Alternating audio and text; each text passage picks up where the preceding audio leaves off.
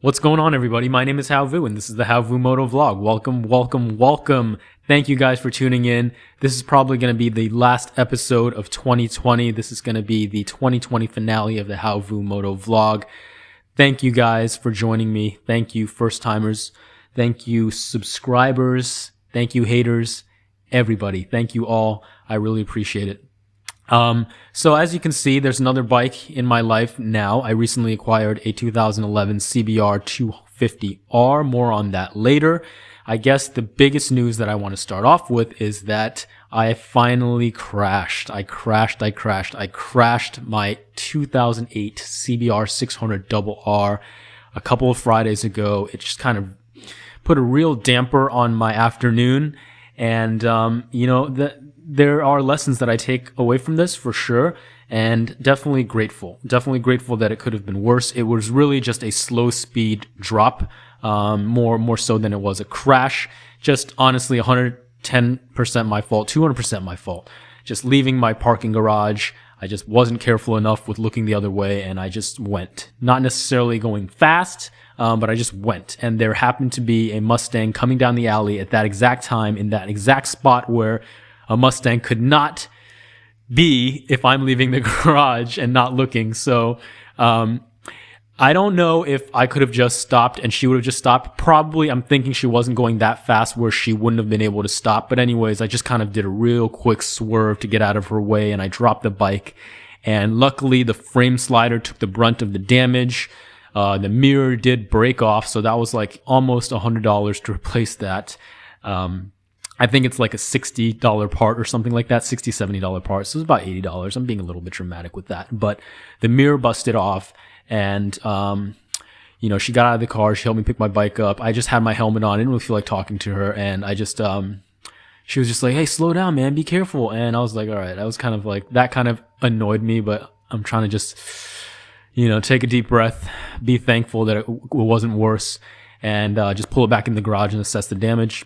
The bike turned on and everything. Like I said, I mean, out of all the things that could have happened in terms of first crash, I mean, I'm pretty thankful that it was just, this 12 mile per hour crash. And, I'll be more careful leaving the garage. It's something that I've done 100 times, probably, leaving that garage on a motorcycle. And it's just, definitely was getting too comfortable, because not many people go down that alley, at all, unless they're going into the garage. And, definitely got to play it safe from now on. So, lesson learned with that one. Stupid thing, right? Duh, look both ways before you cross the street kind of thing. But, for whatever reason, that's that. And I truly believe that everything happens for a reason. And I will certainly always find the good in every situation. And I will always find somehow to learn from every situation and grow stronger. So in that sense, I love fate.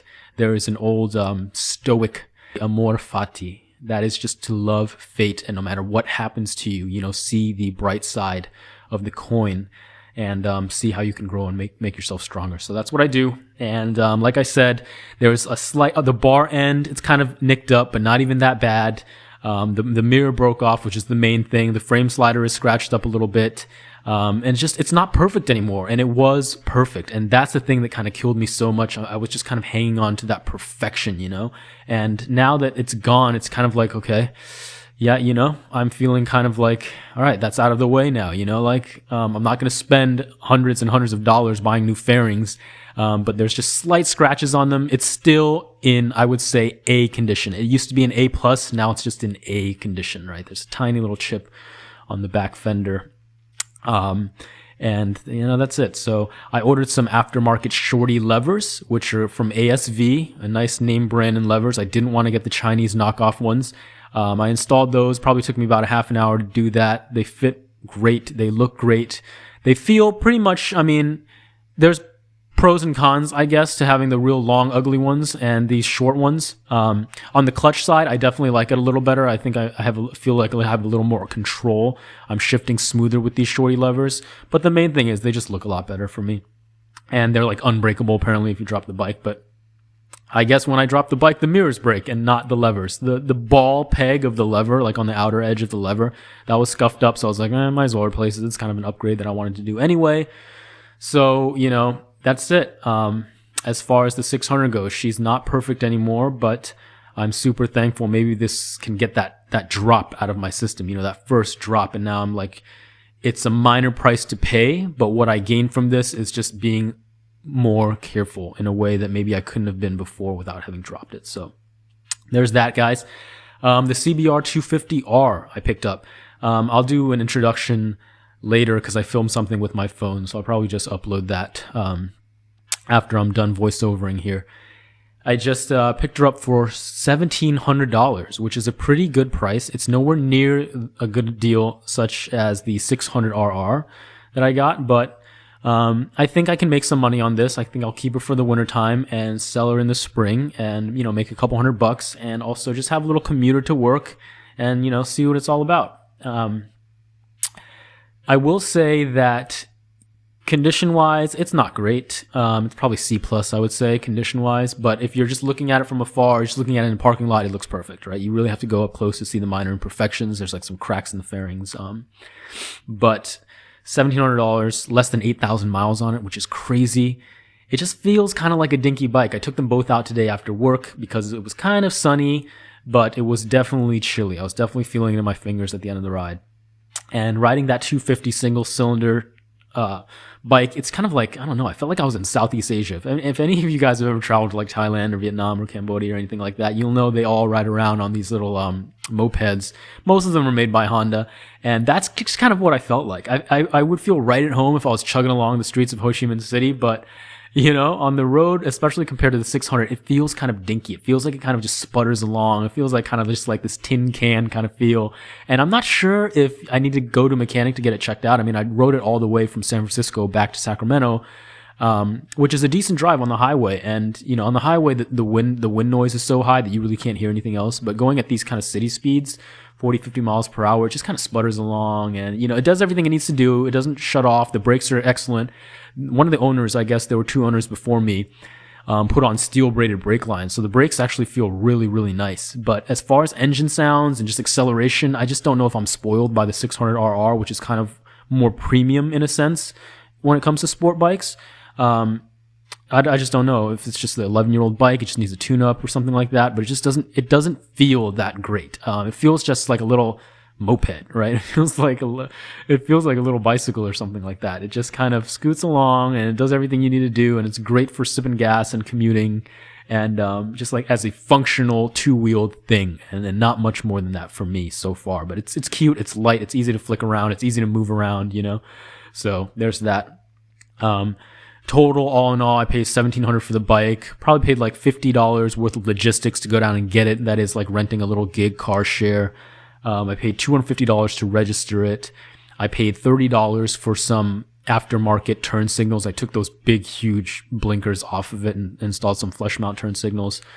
So I would say all in all, the cost of the bike was about $2,100. And I'm hoping I can sell it for about $2,300 to $2,500 come springtime to the right buyer. Like I said, it has very low miles. It's an excellent starter bike or anyone who just needs to commute in the city. So as long as I hold out for the right buyer, I'm pretty confident that I can get that taken care of. And so I took that for a spin, just like, pretty much down the street where I like to go, through the circles and then down the little country road and then back up. And then I finally took the cover off the 600RR. It's been like a week. Fired her up, let her warm up, and then, just kind of went to town, and it felt so good. Just the feeling of the throttle and that energy, and just like, it's night and day difference in every single way.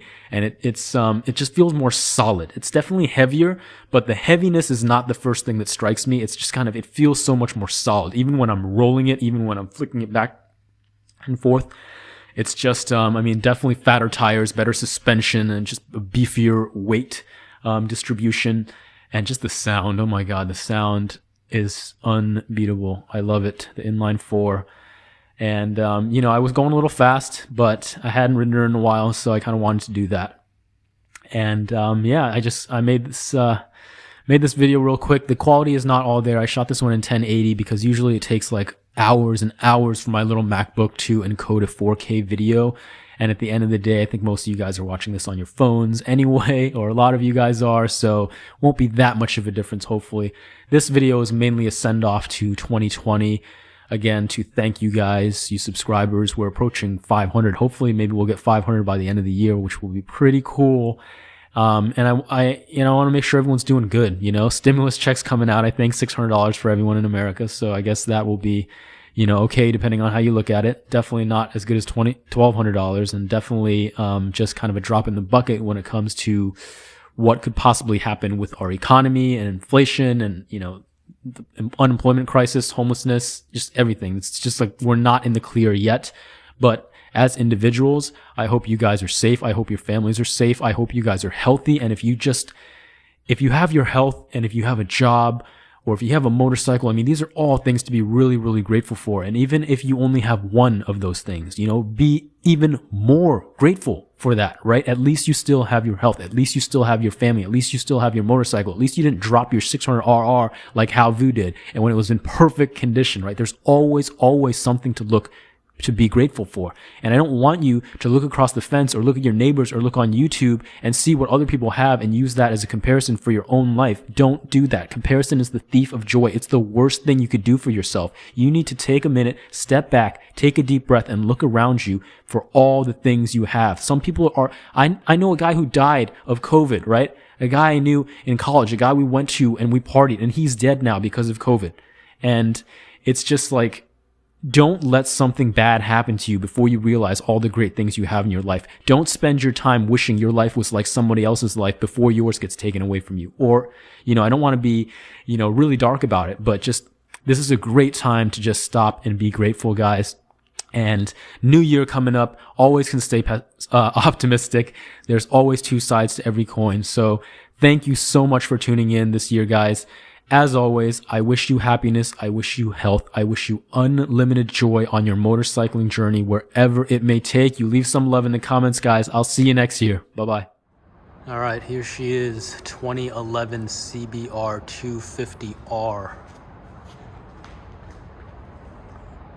It looks okay in the video, but up close, the condition is not that great. I would say maybe like C+, B- condition overall. The paint is just not, it's been kept outside. So let's see if we can get a close-up shot. If you can just see like all that. I don't know if I'm willing to put in the trouble to correct that. Some nice tank grips on there, which is good. They're not peeling off or anything like that. The seat's still pretty good quality. Definitely been laid down there. Some rust on the passenger foot peg, not a big deal. You can see some evidence of it being dropped on the slider here, good quality frame slider. The bar ends there, as you can see, more proof that it's been laid down, but the brakes, the rims, the tires are good. Tank is not in great condition. It's weird, this whole piece comes out when you fill gas, and it just comes out with the key, like a little puck. It's kind of silly. But I sprayed her down yesterday. Didn't, nothing too serious. Probably just spent about 30 minutes. And put the key in. The nicest thing about this is only 7,783 miles, so just under 8,000 miles on a 2011. On a Honda engine, that's nothing. Let's start her up.